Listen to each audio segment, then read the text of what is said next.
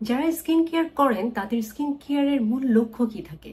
আমার skin healthy থাকবে, palpi থাকবে, ইয়াং থাকবে, বয়স ছাপগুলো দেরিতে পড়বে, এই তো। এবং এই প্রত্যেকটা কাজ যে ইনগ্রেডিয়েন্টটা করবে ডার্মাটোলজিস্ট রেকমেন্ডেড, স্বীকৃত, সেফ, সাউন্ড, এবং এই কাজগুলো আসলে বৈজ্ঞানিকভাবে যে ইনগ্রেডিয়েন্টটা করে থাকে সেটা হচ্ছে none other than retinol. But রেটনলের অ্যাকচুয়াল ব্যবহারটা আমরা কি জানি? কার স্কিনে রেটনল প্রয়োজন, কিভাবে ব্যবহার করতে হবে, কতটুকু পরিমাণ ব্যবহার করতে হবে, এবং এর সাথে আর কি ব্যবহার করা যাবে কি যাবে না, এই সব কিছু যদি আমরা না জেনে রেটনল ব্যবহার করি হিতে কিন্তু বিপরীত হতে পারে। এবং বিপরীত দিকে যেন আপনারা না যান, সঠিক পথে থাকেন, সেই জন্যই আজকের ভিডিও।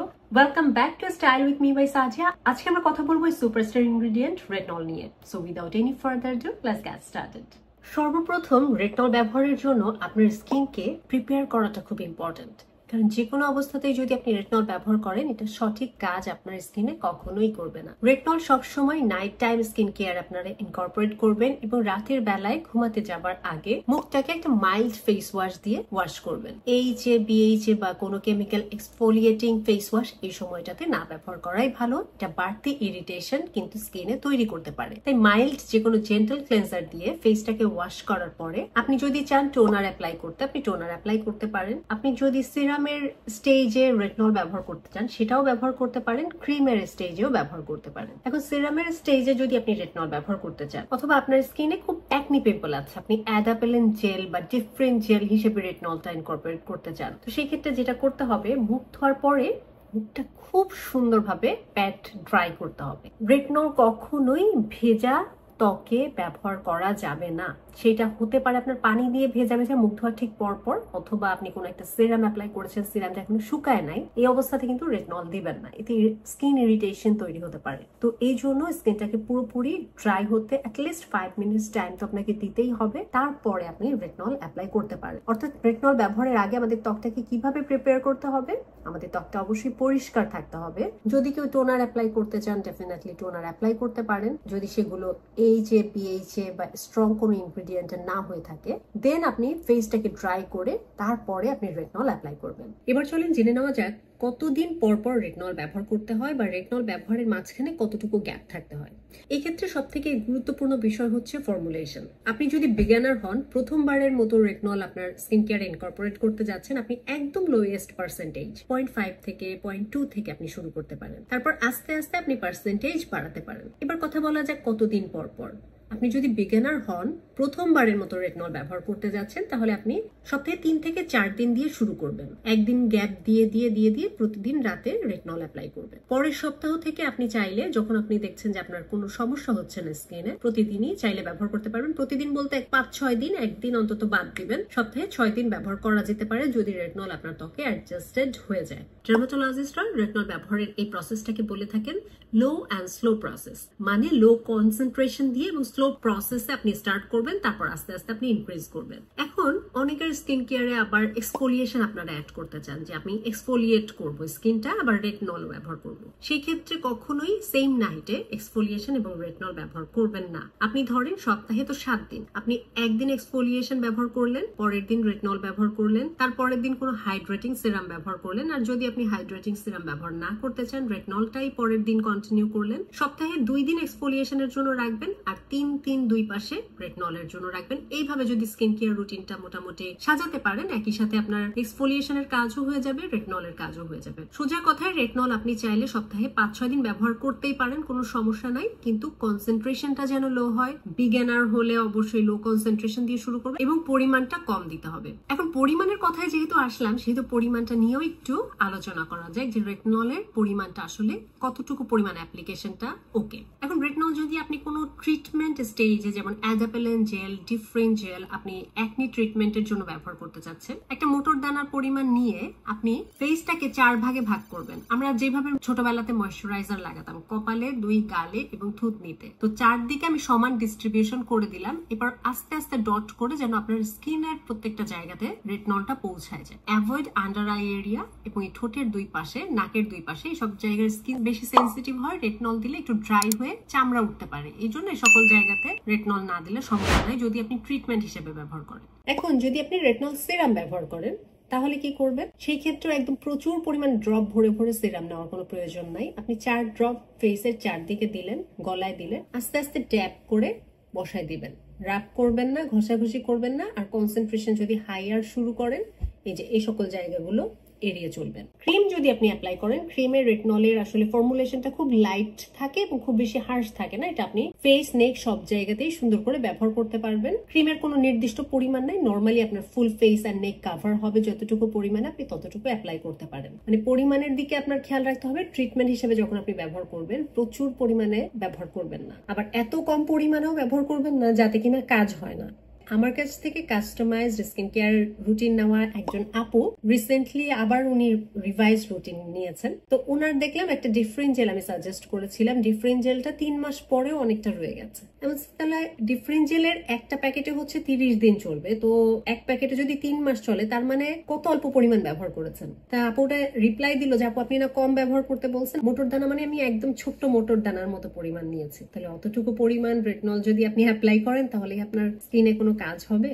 হবে না। মোটর দানা মানে একেবারে যে মোটর দানা তা না, মানে আপনার ফেসের কপাল, 2 গাল, থুতনি, এতটুকু জায়গায় ছোট ছোট বিটস যেন পড়ে অতটুকু পরিমাণ অ্যাপ্লাই করতে হবে। একটা এতটুকু পরিমাণ ডিফারেন্ট জেল 15 গ্রামের প্রোডাক্ট আপনাকে 30 দিনে শেষ করতে হবে। তাহলে বোঝেন যে কতটুকু পরিমাণ নিতে হবে। মোটর দানা মানে যে একেবারে ছোট ছোট হোমিওপ্যাথি ট্যাবলেটের সমান তা না। আপনাকে পর্যাপ্ত পরিমাণ প্রোডাক্ট যদি আপনি ব্যবহার না করেন সেটাও সমস্যা, আবার অতিরিক্ত করলেও সমস্যা। সো কোয়ান্টিটিটা খুব ইম্পর্টেন্ট। সঠিক কোয়ান্টিটির প্রোডাক্টটা সঠিকভাবে অ্যাপ্লিকেশনটাও ইম্পর্টেন্ট। এবার চলুন জেনে নেওয়া যায় রেটনলটা আসলে কিভাবে ব্যবহার করতে হবে। এখন ডার্মাটোলজিস্টরা অনেক সময় বলে থাকেন যে যাদের স্কিন খুব সেনসিটিভ অথবা খুব বেশি ড্রাই, তারা চাইলে স্যান্ডউইচ মেথড ব্যবহার করতে পারেন। স্যান্ডউইচে কি থাকে, একটা রুটি থাকে, পরে একটা ফিলার থাকে, তার উপর একটা রুটি থাকে। ঠিক তেমনি যাদের স্কিন বেশি সেনসিটিভ বা বেশি ড্রাই তাদের জন্য বলছি, প্রথম লেয়ারে আপনি স্কিন হচ্ছে ফেস ওয়াশ দিয়ে মুখ ধোয়ার পরে কোনো সিরাম যদি অ্যাপ্লাই করতে চান, হাইলুরনিক অ্যাসিড এই ধরনের কোনো সিরাম ব্যবহার করতে পারেন, আলফা আরবুটিন, নায়াসিনামাইড। তারপরে কি করবেন, আপনি একটা ময়েশ্চারাইজার অ্যাপ্লাই করবেন, হালকা করে, মানে খুব ভারী করে না। সেই ময়েশ্চারাইজারটাকে একটু বসতে দেওয়ার পরে আপনি রেটনল, সিরাম, ট্রিটমেন্ট যাই ব্যবহার করেন করবেন। তারপরে আবার আপনি একটা ময়েশ্চারাইজার দিয়ে সবকিছুকে সিল করে দিবেন। এর কারণ হচ্ছে রেটনল অনেক সময় অতিরিক্ত ড্রাই যাদের স্কিন, তাদের স্কিনে ড্রাইনেস তৈরি করতে পারে। এই জন্য একটা ময়েশ্চারাইজার দেওয়ার পরে রেটনল দিবেন, তারপরে আবার ময়েশ্চারাইজার দিবেন, এইভাবে ব্যবহার করতে পারেন। আর যাদের স্কিন ভীষণ অয়েলি, নরমাল টু কম্বিনেশন, তারা নরমালি আপনারা মুখ ধোয়ার পরে hyaluronic acid, niacinamide, alpha arbutin anything আপনি এগুলো ব্যবহার করতেও পারেন, চাইলে নাও করতে পারেন, কোনো সমস্যা নেই। সরাসরি আপনি রেটনল সিরাম অ্যাপ্লাই করবেন, তারপর একটা ময়েশ্চারাইজার দিতে পারেন, দ্যাটস ইট।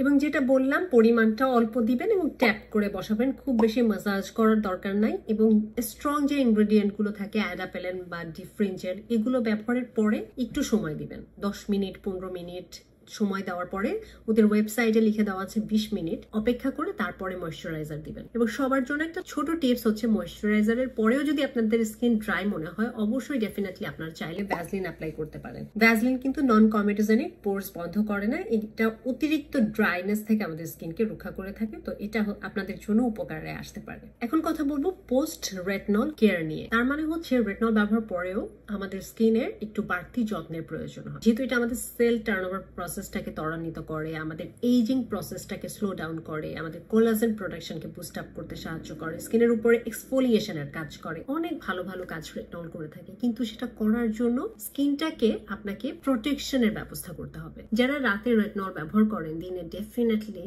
উচ্চ SPF যুক্ত ভালো মানের একটা সানস্ক্রিন অ্যাপ্লাই করতে একদম ভুলবেন না। রেটনল ব্যবহার করছেন, সানস্ক্রিন ব্যবহার করছেন না, কাজ হবে না। আপনার সেল টার্নওভার প্রসেস যতই ত্বরান্বিত হোক, যত নতুন কোষ তৈরি হোক, সেগুলো পুড়ে যাবে। আপনার UVA, UVB স্কিনে এইজিং নিয়ে আসবে, কোলাজেনের ইলাস্টিসিটি নষ্ট করবে। তো সবকিছুর দিক থেকে আসলে একদিক থেকে ভালো হচ্ছে আর একদিকে খারাপ হচ্ছে, আলটিমেটলি কোনো রেজাল্ট পাবেন না। তো ডেফিনেটলি আপনাকে স্কিনের ব্যারিয়ারের দিকে যত্ন নিতে হবে, সানস্ক্রিন অ্যাপ্লাই করতে হবে, স্কিন যেন পর্যাপ্ত হাইড্রেশন পায় সেদিকে লক্ষ্য রাখতে হবে। চাইলে সপ্তাহে শীট মাস্ক ব্যবহার করতে পারেন স্কিনকে বেশি হাইড্রেশন দেওয়ার জন্য, স্পেশালি যাদের স্কিন ম্যাচিউর বা যাদের স্কিনে এইজিং আসতে শুরু করেছে তাদের জন্য বলছি। এবং রেটনল ব্যবহারের পরে একটা ভালো মানের ময়েশ্চারাইজার অ্যাপ্লাই করতে ভুলবেন না, ভেজা মুখে রেটনল ব্যবহার করবেন না, এবং এটা সবসময় নাইট টাইম স্কিন কেয়ারে রাখাটা সব থেকে বেটার। তো এই বিষয়গুলো যদি লক্ষ্য রাখতে পারেন দেখবেন রেটনল আপনাদের জন্য অনেক ভালো রেজাল্ট নিয়ে আসছে। এখন চলুন জেনে নেওয়া যাক রেটনলের সাথে কি কি জিনিস একদম ব্যবহার করা যাবে না। তার ভিতরে প্রথমেই আছে AHA, BHA। কোনো ধরনের কেমিক্যাল এক্সফোলিয়েশন রেটনলের সাথে সেম টাইমে